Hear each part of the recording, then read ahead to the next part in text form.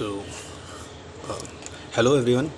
आज हम एक केस डिस्कस करने जा रहे हैं। ये चैलेंजिंग केस है, आप इस तरह से इसको सुनिए और ट्राई टू फिगर आउट करने की कोशिश कीजिए कि क्या डायग्नोसिस हो सकती है। इसमें एक 57 ईयर्स ओल्ड फीमेल लेडी आती है जिसको डायबिटीज़ है, टाइप 2 डायबिटीज़, और वो अनकंट्रोल्ड रहता है। और सेकेंडली उसको हाइपर टेंशन रहता है। डायबिटीज़ के लिए वो ओरल हाइपोग्लाइसेमिक ड्रग्स पर रहती हैं, ग्लाइपेजाइड और मेटफॉर्मिन, और उनको वेट लॉस की भी हिस्ट्री रहती है थोड़ी सी, around 4 to 5 kg। Hypertension के लिए वो इनालाप्रिल ड्रग्स पे रहती हैं, और उनको हाइपर लिपिडीमिया रहता है जिसके लिए वो सिमवास्टाटिन पर रहती हैं, और साथ ही साथ वो क्रोनिक हेपेटाइटिस बी की मरीज़ रहती हैं जिसके लिए वो एंटाकैविर खा रही होती हैं। तो फिर उसके बाद उनका इंसुलिन स्टार्ट हो जाता है क्योंकि HbA1c was not controlled by giving oral hypoglycemic drugs, और उनका जो नॉर्मल इन्वेस्टिगेशंस चल रहा होता है पेशेंट का, तो उस दौरान उनका पोटाशियम लेवल जो रहता है दैट केम जो 2.6 आता है। तो जब भी पोटाशियम लेवल कम आता है ऐसा, तो हम एक टेस्ट कराते हैं जिसका नाम होता है स्पॉट। देखिए, अगर पोटेशियम किसी का कम आ रहा है तो एक ब्रॉडली अगर देखें तो क्या क्या कॉज सकते हैं। या तो पेशेंट का इनटेक खत्म अच्छा ना हो, या पेशेंट में शिफ्ट हो जा रही हो, मतलब जो ब्लड से पोटेशियम है वो सेल में चला जा रहा हो, that is called H shifting of potassium, ये हो सकता है।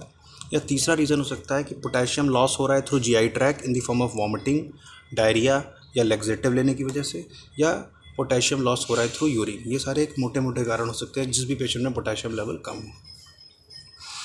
अब इस पेशेंट में क्या दिक्कत थी कि पोटेशियम कम आया, तो हमने एक टेस्ट कराया जिसे बोलते हैं spot potassium by creatinine ratio. इसमें हम स्पॉट यूरिन का सैंपल लेते हैं, उसमें पोटेशियम देखते हैं और क्रिएटिनिन देखते हैं, दोनों का रेशियो निकाल लेते हैं। अब इस टेस्ट को थोड़ा सा आपको समझना पड़ेगा। देखिए, इस टेस्ट में वैल्यू, अगर एक पेशेंट को हाइपोकैलेमिया है और आपने ये टेस्ट कराया और उसकी वैल्यू लेस देन 1.5 आ सकती है, मोर देन 1.5 आ सकती है। और यू हैव अ पेशेंट जिसमें हाइपोकैलेमिया है, पोटेशियम कम है, और उसमें आपने spot potassium to creatinine ratio कराया जो कि वैल्यू लेस देन 1.5 आई। अब जब वैल्यू लेस देन 1.5 आई तो आपको तुरंत ये सोचना है कि इस पेशेंट में जो लॉस है वो यूरिन से नहीं हो रहा है। वो अब क्या क्या कारण हो सकता है उसमें, क्योंकि spot potassium to creatinine ratio is less than 1.5, इसका मतलब वो यूरिन से लॉस नहीं हो रहा है। क्योंकि यूरिन से लॉस होता या किडनी की प्रॉब्लम होती तो वो वैल्यू मोर देन 1.5 आती, क्योंकि हम न्यूमरेटर में रखते हैं स्पॉट पोटेशियम वैल्यू और नीचे रखते हैं स्पॉट क्रिएटिनिन वैल्यू। तो ये वैल्यू लेस देन 1.5 है, इसका मतलब स्पॉट पोटेशियम कम होगा क्योंकि यूरिन में कम है, तो इसका मतलब यूरिन की प्रॉब्लम नहीं है। ये प्रॉब्लम या तो अब ये लॉस जीआई ट्रैक से हो सकता है या जो भी कारण हो। जैसे क्या कारण हो सकता है, तो हो सकता है कि पेशेंट की इनटेक ख़राब हो। तो अगर किसी पेशेंट का spot potassium to creatinine ratio less than 1.5 आता है, तो आपको ये चीज़ क्लियर हो जाती है कि लॉस जो है यूरिनरी नहीं है, किडनी इन्वॉल्व नहीं है।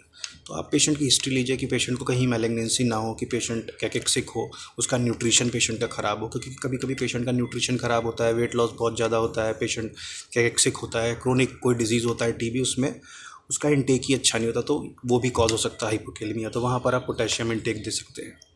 दूसरा, अब देखिए, ऐसा तो नहीं पेशेंट लैक्सेटिव ले रहा हो, पेशेंट को डायरिया हो या वॉमिटिंग हो, तो आप उसको पता कर सकते हैं। तो अगर पेशेंट का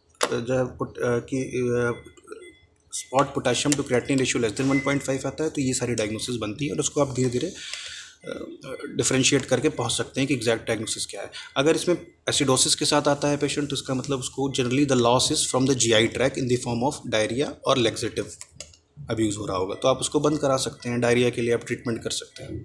सेकेंडली, अगर वॉमिटिंग के साथ, अगर एल्केलोसिस के साथ आ रहा है तो इसका मतलब वॉमिटिंग है। तो मोटा मोटा K/C रेशियो लेस देन 1.5 है, तो इसका मतलब यानी पोटेशियम टू क्रिएटिनिन रेशियो जो है 1/5 से कम है, तो इसका मतलब पेशेंट को जो लॉस है that is not from the urine.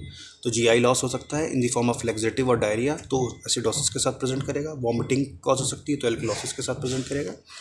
और कॉज हो सकता है कि उसका न्यूट्रिशनल इंटेक ही ख़राब हो जाए, मैलिग्नेंसी हो, कैकेक्सिया हो, क्रोनिक कोई हार्ट फेलियर या क्रोनिक कोई डिजीज़ हो, न्यूट्रिशन प्रॉब्लम।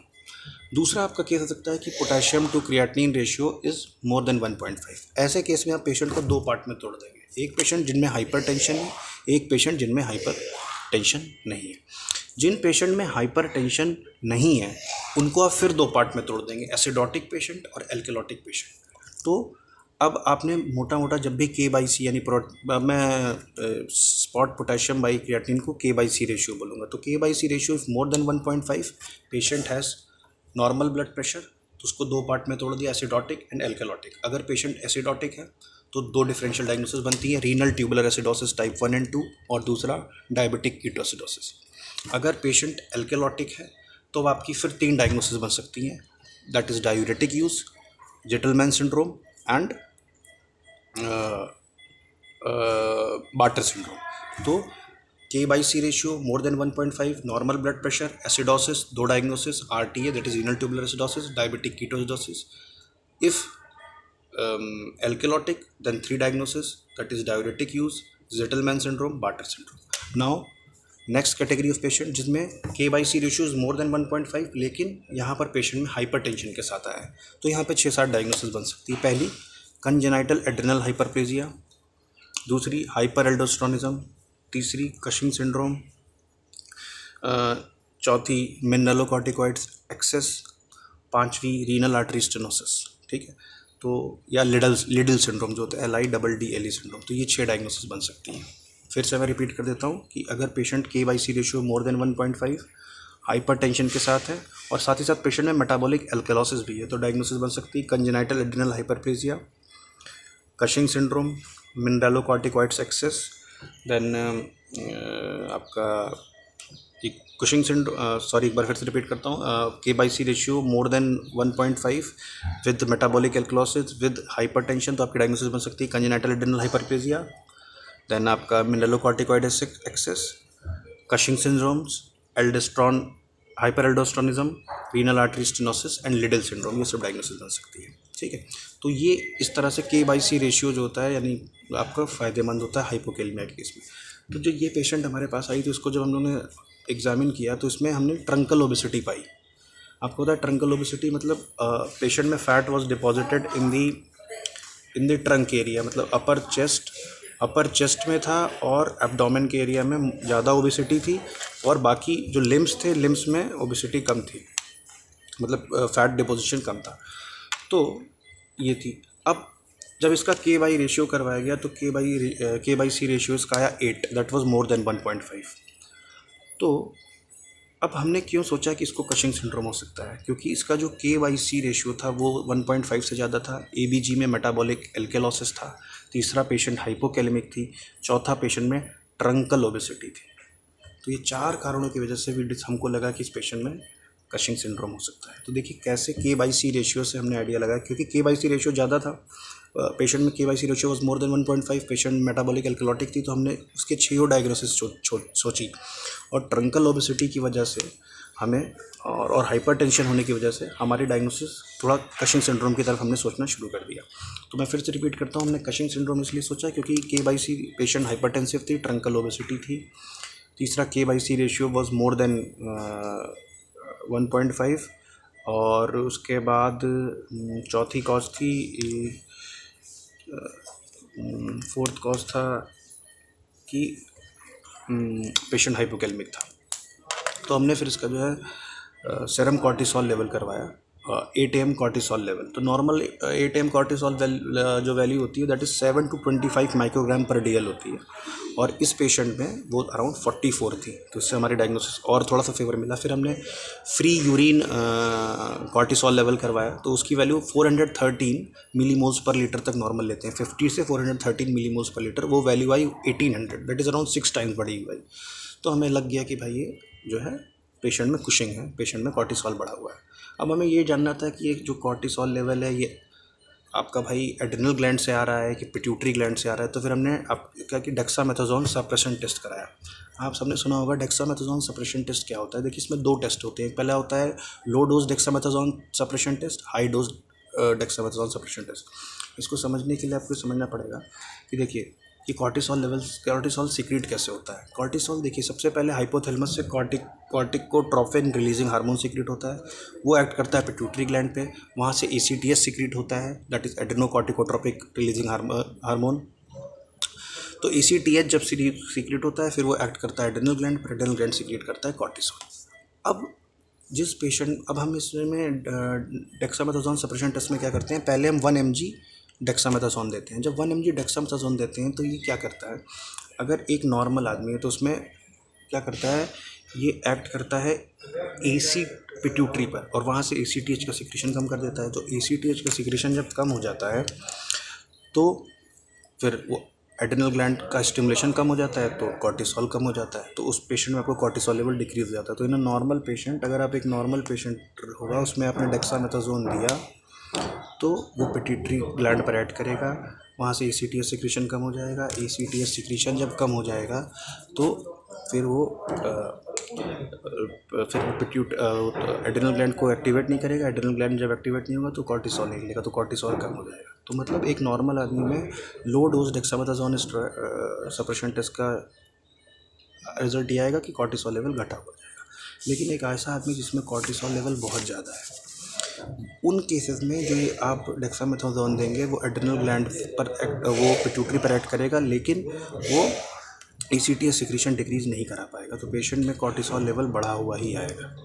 ठीक है, तो अब हमने जब इन पेशेंट को low dose dexamethasone suppression test किया तो ACTH तो डेक्सामेथासोन देने के बाद cortisol level was still increase, वो डिक्रीज नहीं हुआ, तो डायग्नोसिस फर्दर कंफर्म होगी। अब हमें ये कंफर्म करना था कि कॉर्टिसोल एड्रिनल ग्लैंड से आ रहा है कि ये कॉर्टिसोल पिट्यूटरी से आ रहा है।